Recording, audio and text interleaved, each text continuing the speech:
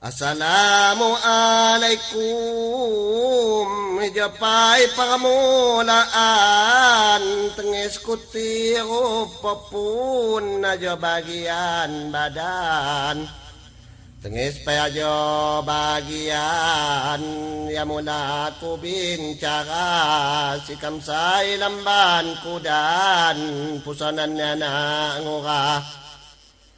Minamwari kiri kanan mga dosanya kapak kipasikam buhaban nitagan ketian raya.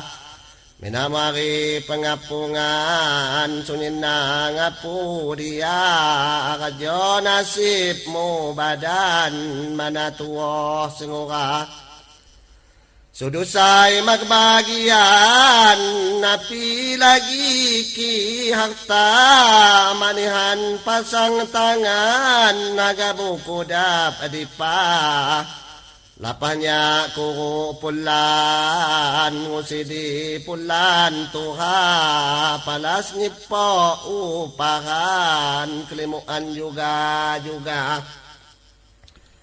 Kapan kawat tayuhan nyamulang pisan kala bakong kutipat cukudyan ngaduni penah kakak ngalulih tangusungan cabi dalih mandira kitu ya mawat nihan pudak nama muaya.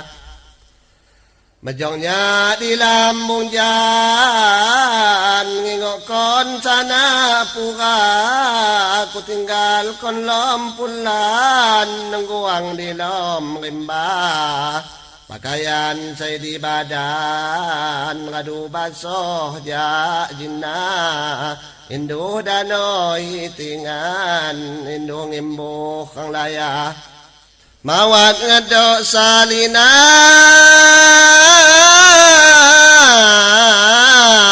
kuko maluka kana sandang tedo sedo badan kekalauan sebalina ya bakong luwakan akan japay mamahana belaway ni kungin yan kadang parukuha.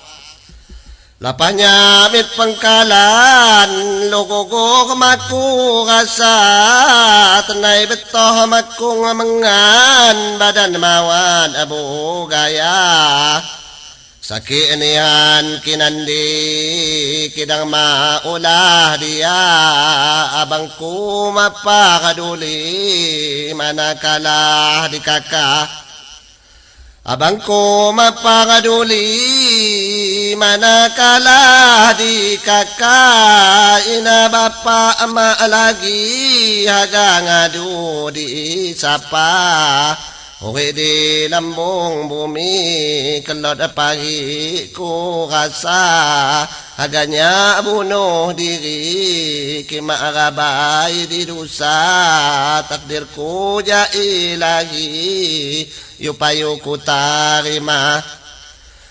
Kano dia puari hatta ija carita mahab di ramsun ini kiwat say maabu kena ajo kisah ni diri kadusaka kuasa.